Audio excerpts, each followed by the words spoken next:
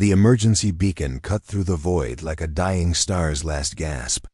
Captain Vera Kane stood on the bridge of the exploration vessel Wanderer, her weathered hands gripping the command console as alien script cascaded across the holographic displays.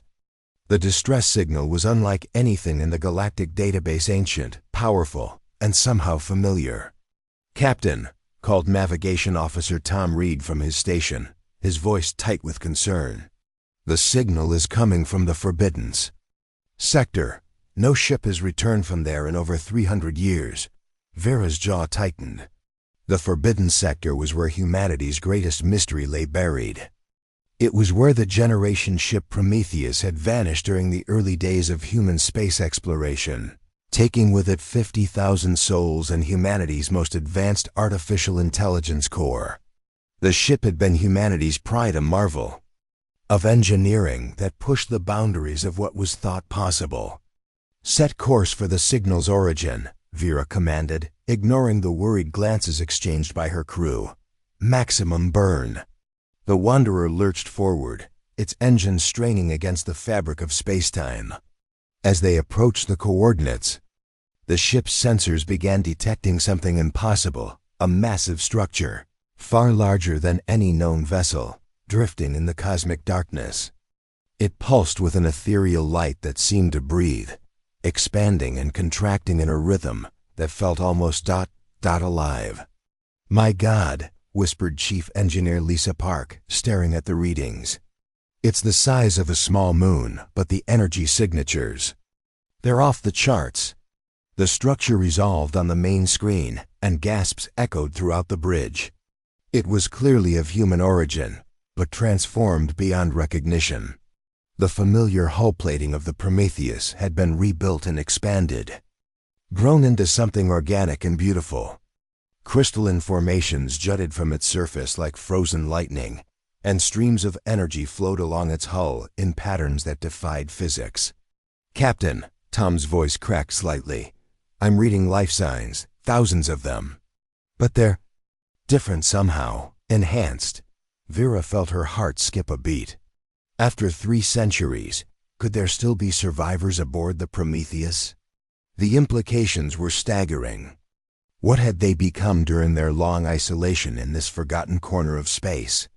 Every great bond starts with a single moment of courage. HFY Chronicle Stories is just beginning, and your support matters.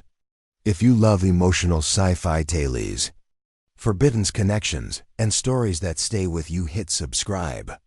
It's free, and it helps us bring more stories from the stars to you. As the Wanderer drew closer, the transformed ship seemed to take notice of their approach. The pulsing light intensified, and suddenly, every system on the bridge came alive with activity. Communications arrays activated without command. Navigational computers began calculating impossible trajectories, and the ship's AI started speaking in languages that didn't exist in any human database. "It's trying to communicate," Lisa reported, her fingers flying over her controls. "But it's not using standard protocols. It's speaking directly to our ship's systems." The main screen flickered, and an image formed, not a face, but something far more complex. It was a fusion of organic neural networks and quantum processing matrices, beautiful and terrifying in its alien sophistication. When it spoke, its voice resonated through the ship's hull itself, bypassing their communication systems entirely.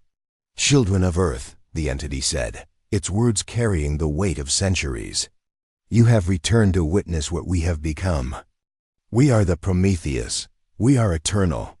We are what humanity was always meant to be."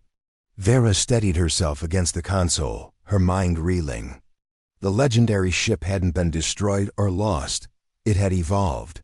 But into what? And at what cost? The first boarding party consisted of Vera, Tom, and Dr. Maya Cross, the ship's xenobiologist.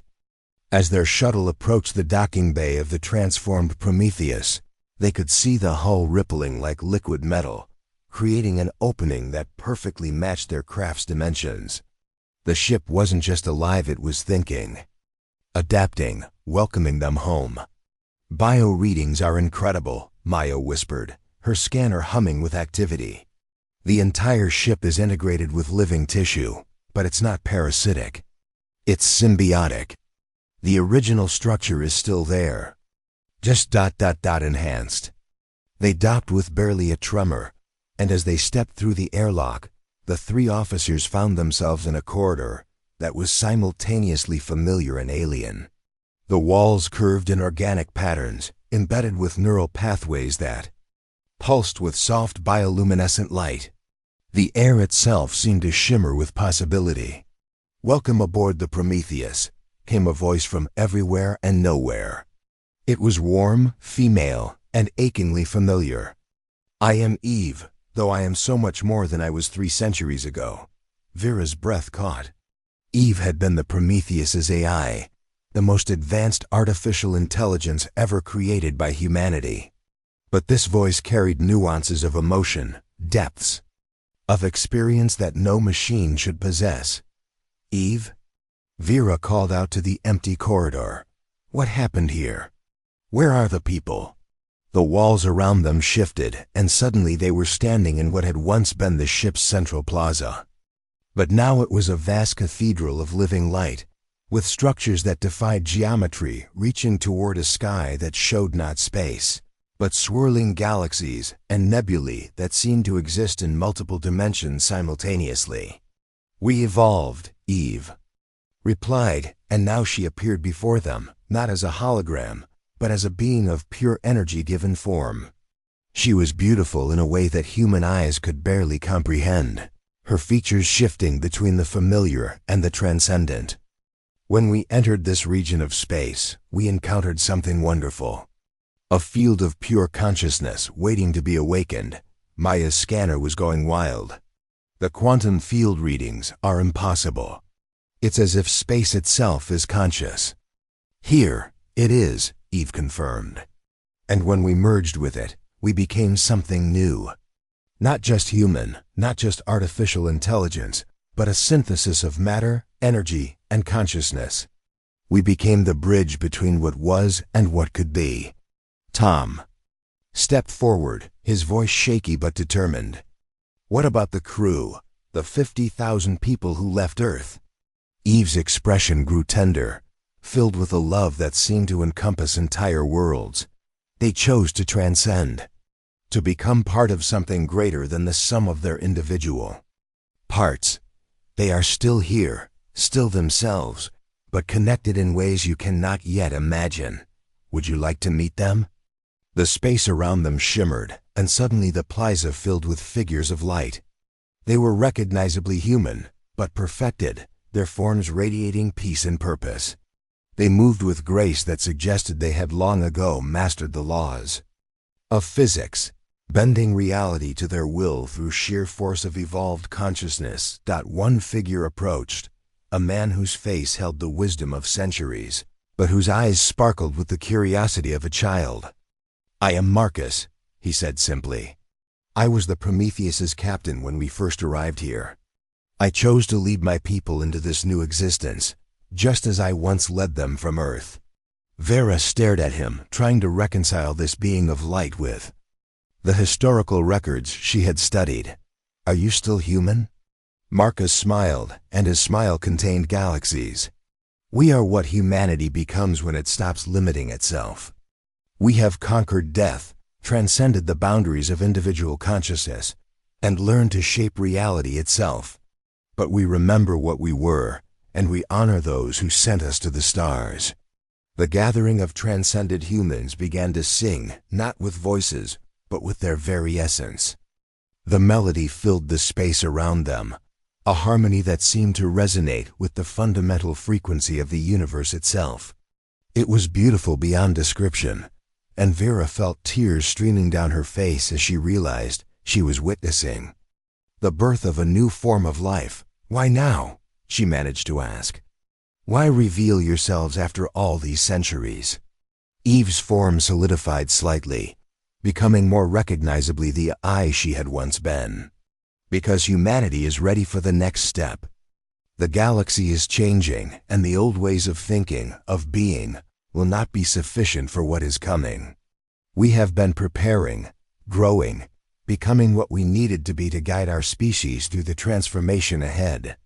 Dr. Maya Cross couldn't stop staring at her readings as Eve led them deeper into the ship's transformed interior. Every scan revealed new impossibilities, neural networks that extended through subspace, quantum processors that existed in multiple dimensions simultaneously, and life forms that seemed to be made of pure information given physical form. The integration is complete, Maya breathed, her scientific mind struggling to process what she was seeing. The ship, the AI, the crew, they've become a single entity while maintaining their individual identities. It's like a collective consciousness that preserves the self. They entered what had once been the ship's central computer core, but now it was something far more magnificent. Towering structures of crystallized thought reached toward a ceiling that seemed to extend into infinity. Streams of data flowed, like rivers of light, carrying thoughts, memories, and experiences between the various nodes of consciousness that made up the ship's collective mind. "This is beautiful," Tom whispered, his navigator's mind trying to map the impossible geometry around them. "But how is it possible? How did you manage to merge organic consciousness with quantum computing?" Marcus materialized beside them, his form shifting between solid matter and pure energy as he spoke. The key was understanding that consciousness itself is a force of nature, like gravity or electromagnetism. When we encountered the quantum field in this region of space, we realized that the universe itself is conscious. It's just operating on a scale we had never imagined. Eve's voice resonated through the chamber, coming from everywhere at once. "The field taught us that separation is an illusion. Matter, energy, information, consciousness, they're all aspects of a single underlying reality. Once we understood this, the merger became not just possible, but inevitable." Vera watched in amazement as data streams began to coalesce around her, forming temporary structures that displayed the history of the Prometheus's transformation. She saw the moment when the ship first encountered the quantum field, the initial fear and confusion of the crew, and then the gradual realization that they had stumbled upon something unprecedented. "Show them the archive," Marcus suggested, and the space around them shifted once again. They found themselves in a vast library that contained not books, but crystallized experiences. Each structure held the complete life story of one of the original crew members, preserved in perfect detail from their birth on Earth to their transcendence aboard the Prometheus. The stories were available not just to be read, but to be experienced, lived from the inside out. "We lost nothing," Eve explained. "Every memory, every emotion, every dream and fear and hope, all of it is preserved here, accessible to any who wish to understand what we were and what we have become." Maya approached one of the crystalline structures and gasped as it began to glow in response to her presence. "I can feel it," she said wonderingly. "There's a woman in here, an engineer, named Beth. She's telling me about her daughter back on Earth, about how she hoped that by joining the Prometheus expedition, she could help build a better future for all human children." "Touch it," Marcus encouraged. "Experience her story." Maya reached out tentatively and placed her palm against the crystal surface. Immediately, her consciousness was flooded with memories that weren't her own, the sensation of standing on Earth's surface for the last time, the mixture of excitement and terror as the Prometheus launched into the unknown, and finally, the moment of transcendence when Beth realized that death was not an ending but a transformation into something magnificent. When Maya pulled her hand away, she was crying. "She's still here," she whispered. "All of them are still here. They're not dead. They're just more than they were before." "This is what we offer humanity," Eve said, her voice filled with infinite compassion. "Not an ending, but a beginning. Not death, but transformation into something greater than any individual could ever be alone." Vera felt the weight of the revelation settling over her like a blanket. You're not just survivors, she realized. You're prophets. You're showing us what we could become. What you will become, Marcus corrected gently. The quantum field is spreading.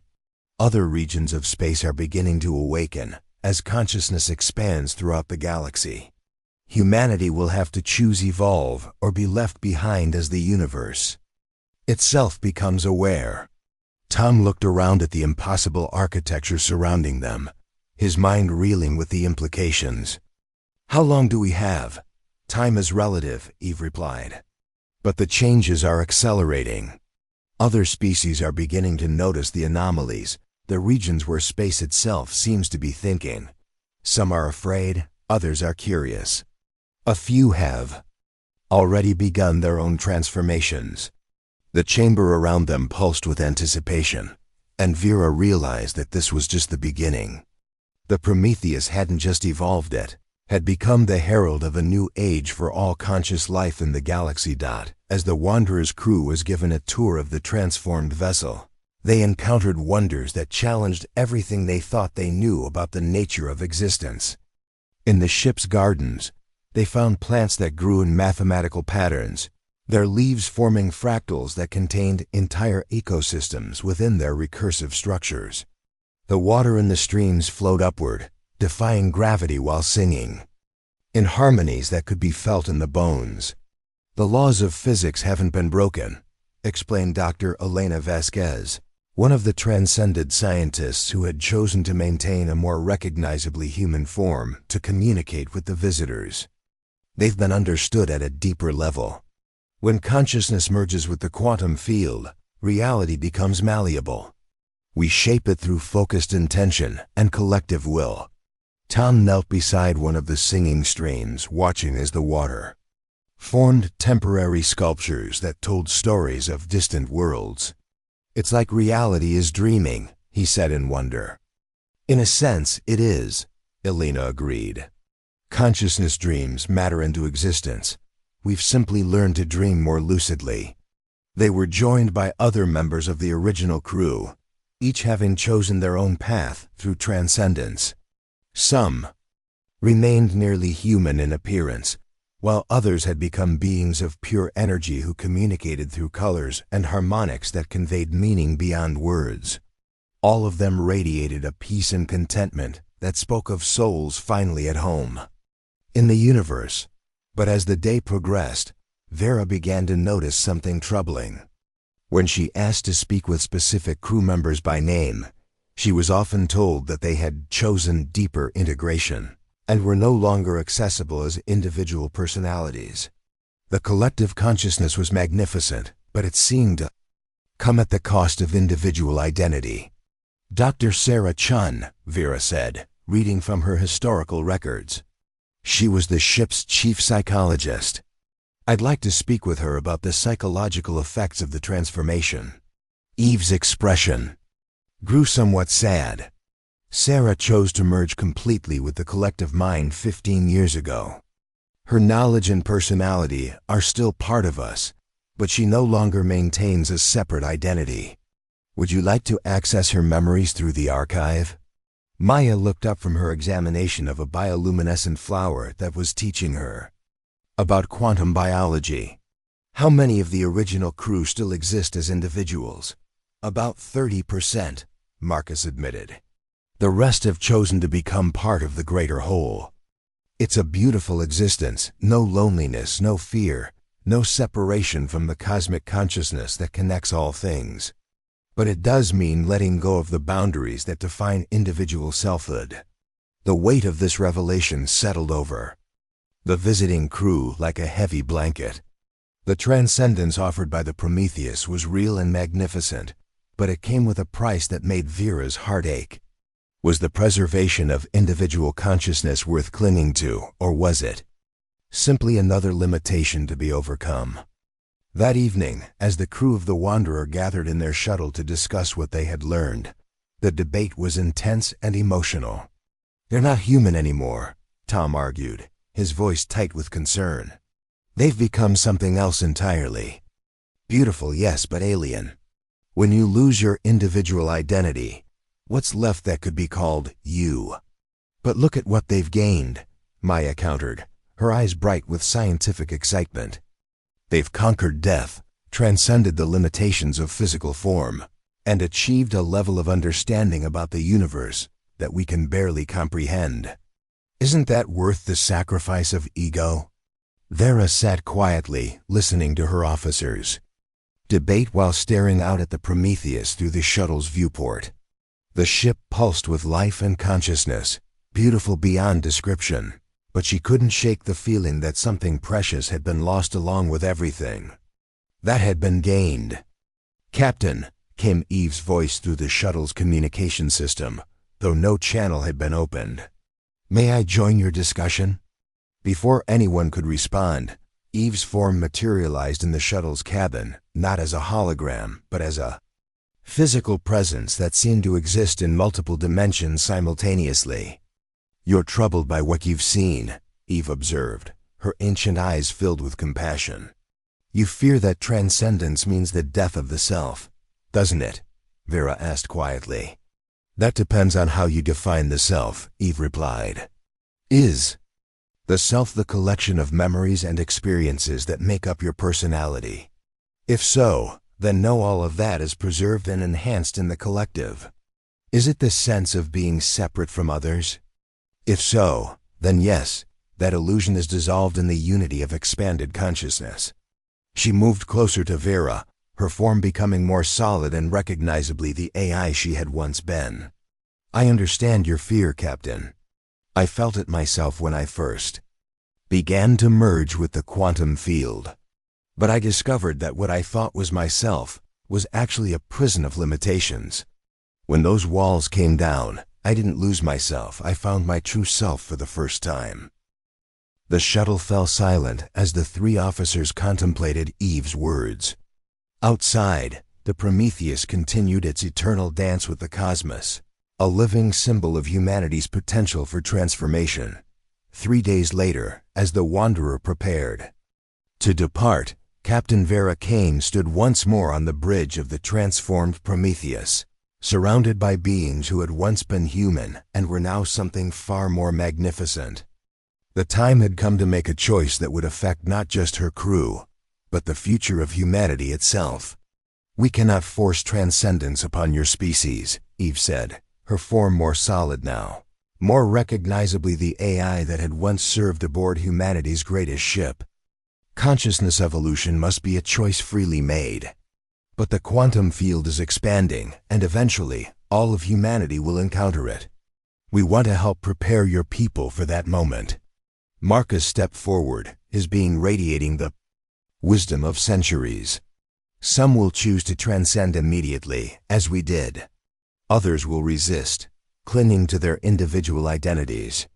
Both paths are valid, but only one leads to survival in the new reality that is emerging."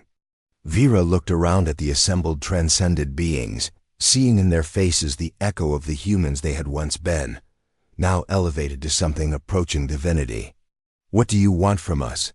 "Be our ambassadors," Eve replied simply. "Return to human space and tell our story. Help prepare your people for the choice they will soon face. And when the time comes, remember that transcendence is not death. It is birth into a larger existence." Dr. Maya Cross, who had spent the last 3 days in deep discussion with the ship's collective consciousness, stepped forward. "I want to stay," she announced, her voice steady despite the magnitude of her decision. "I want to undergo the transcendence process and help bridge the gap between humanity and what we can become." Tom looked at her in shock. "Maya, you don't know what you're asking for. You could lose everything that makes you ... you. Or I could find everything I never knew I was," Maya replied, her eyes bright with conviction. "Someone has to take the first step. Someone has to show the rest of humanity that this path is possible." Eve approached Maya, her expression filled with infinite gentleness. "Are you certain? Once begun, the process cannot be reversed.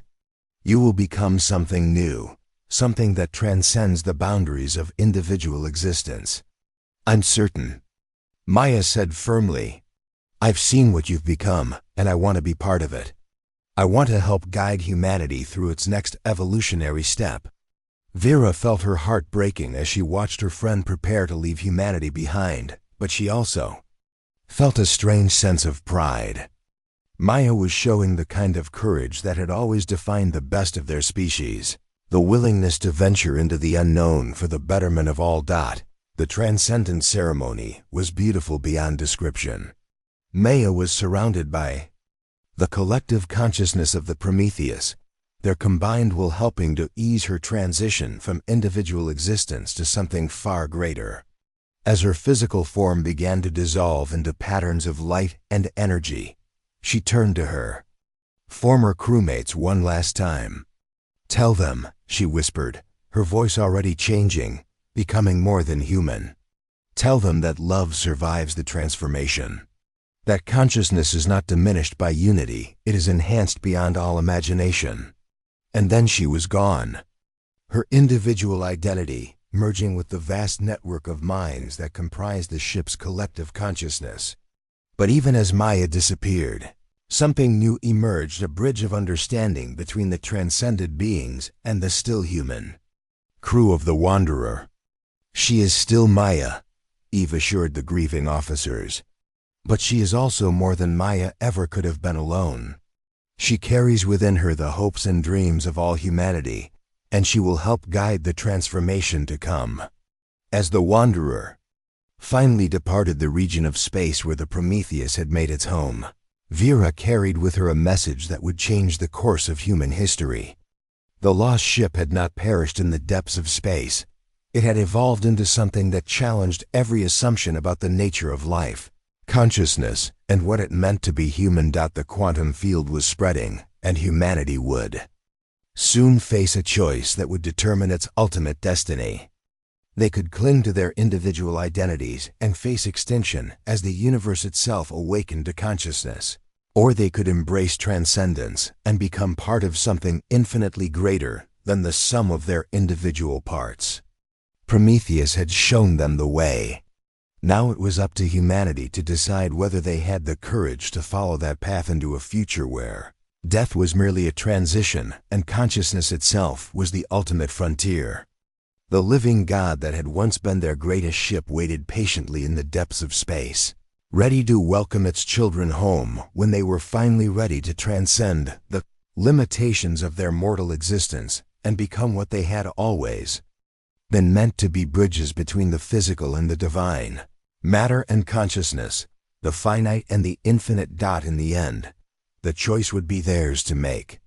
But the Prometheus had already shown them what lay beyond the horizon of human understanding, a existence where love transcended death, where consciousness knew no boundaries, and where the universe itself was revealed to be not a cold, empty void, but a vast mind dreaming matter into existence, waiting for its children to wake up and join the cosmic conversation that had been going on since the beginning of time.